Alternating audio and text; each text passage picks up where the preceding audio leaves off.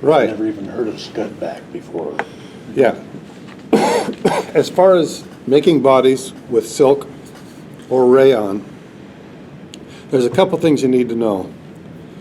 With silk, you want to create an underbody before you use the silk.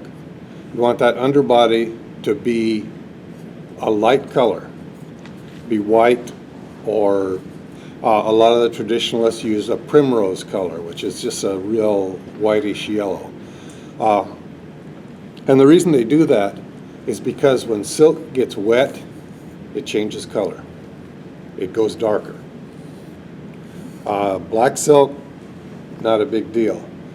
But if you got yellow silk over a metal hook, a bronze hook, and it gets wet, you'll have bronze silk.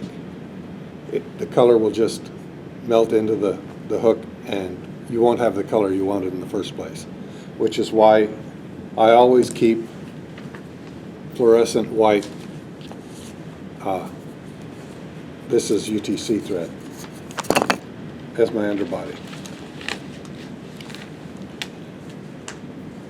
Again, as I said, silk thread for the traditionalists is what they use, and it's good stuff. The traditional silk thread from the millinery industry comes in spools like this.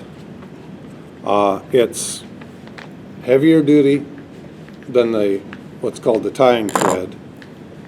It's a body thread that a lot of people use for making tags, color spots and things like that on a fly. The Japanese silk is meant for full-blown bodies and the like. This stuff is very expensive.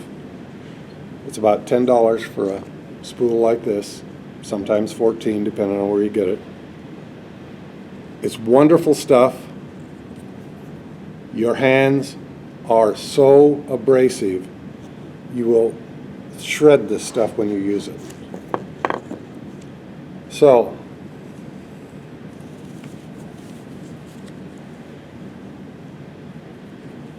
to keep it from shredding, I handle it with silk gloves. And the silk keeps the silk together. Making a silk body, even if you do put a white underbody on it, the most normal thing to do is wrap to the front, tie it in, wrap the silk to the back, and then wrap it back to the front over itself. And you'll wind up with a decent silk body. Make sure that there are no bumps, no thread issues, or anything like that under that silk, or the silk will show. That's one of the reasons I do like the UTC thread, the Ultra thread, because it will lay flat. It can take me 20 minutes to get the thread from the tip of the hook to the back of the hook, because I'll take 4 or 5 wraps and then I'll let it sit until it spins itself out, and then take 4 or 5 more wraps and let it sit, because I want an absolutely smooth underbody when I'm using the silk. Rayon will show much the same issues. However, rayon doesn't need the underbody, and rayon is a little less susceptible to shredding, although some of it will. It's honestly, for standard everyday flies, a better material. It won't lose its color underwater. It'll keep its color. And in fact, I'm going to tie a fly with it. And I don't need these gloves to do it.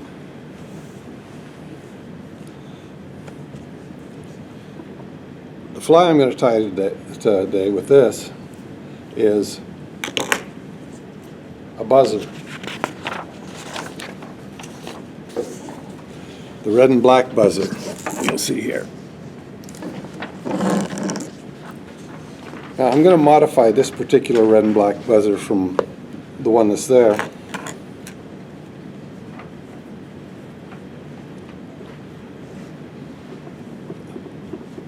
I'm doing it for someone who says you gotta have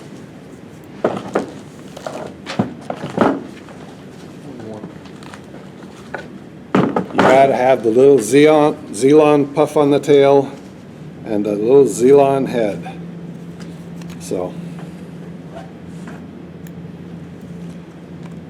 And that is all you need too, is a little.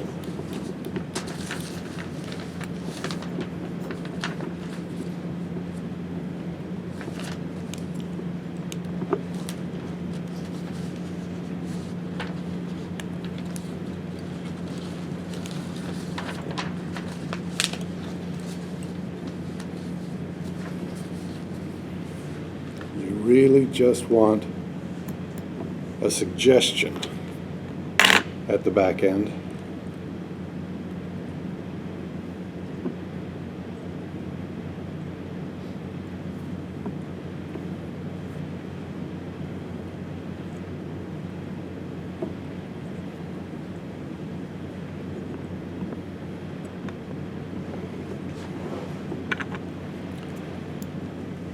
And just another little suggestion at the front end.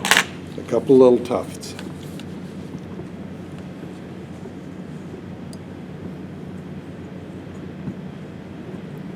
And they don't need to be too organized.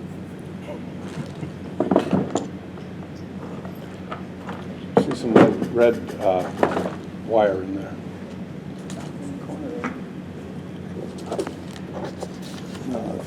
No, it's probably underneath in there. There you go.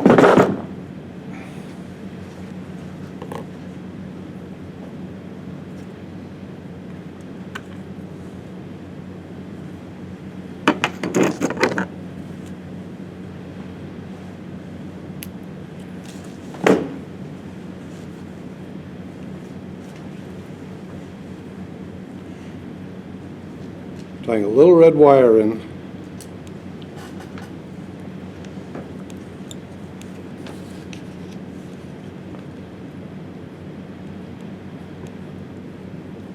Because that's going to be the rib when it's done.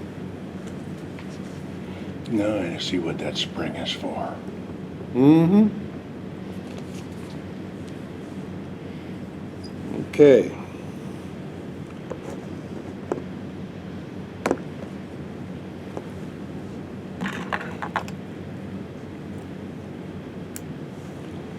And here's the rayon. And to tie it in, there's a trick. Just reach underneath, pull it up over, and it's tied.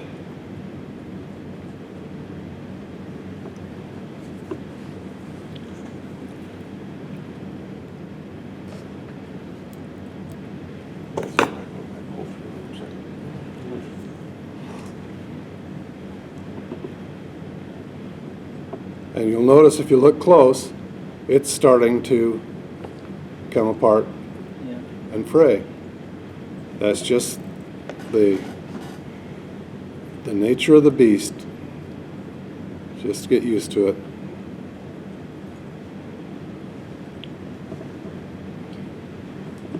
Where would this particular fly be used primarily? Lakes. This is a lake fly. Okay. It's an imitation of chironomids.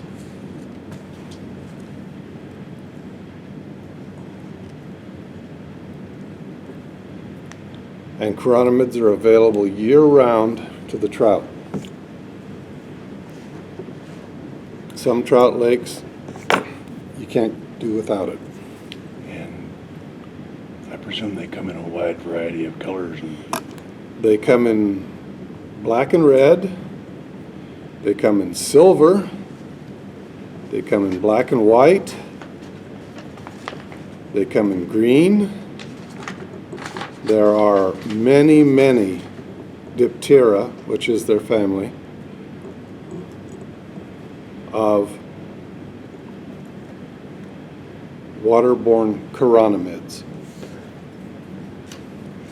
and you wrap that with just a slight space between them? Yeah. Wrap it with a little space between. But I'm not done yet.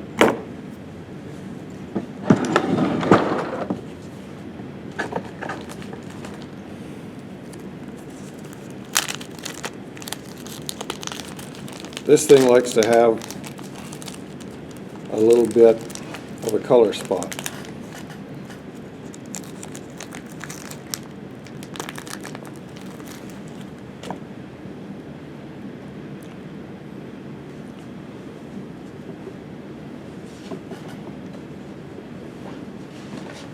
And again, that trick, get it down underneath.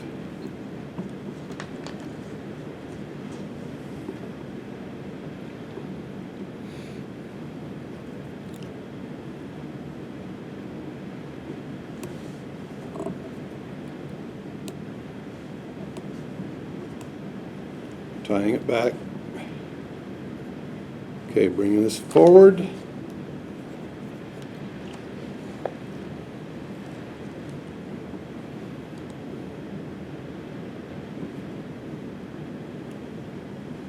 Pull the color spot up one side.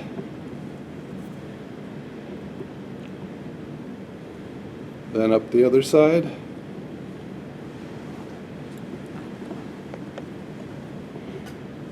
It's just a tiny, it's a tiny color spot.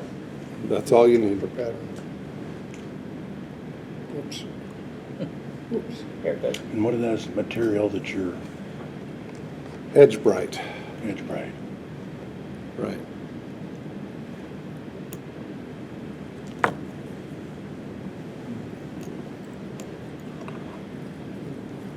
I haven't dealt with flies. There's not much to the fly. It's not a hard fly to tie.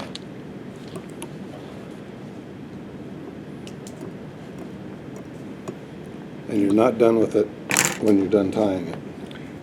Is that a little bigger than average per ornament?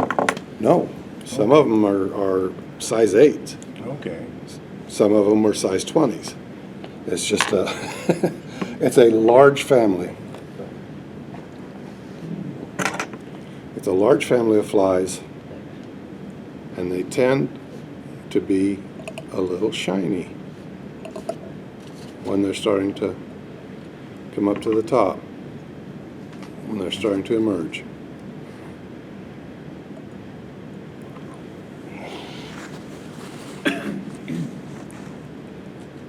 So that, I mean, you can sit and tie chironomids all day in any color you can imagine, and there's likely one out there that is that color and that configuration. They're a very simple fly. That suits my talent in school.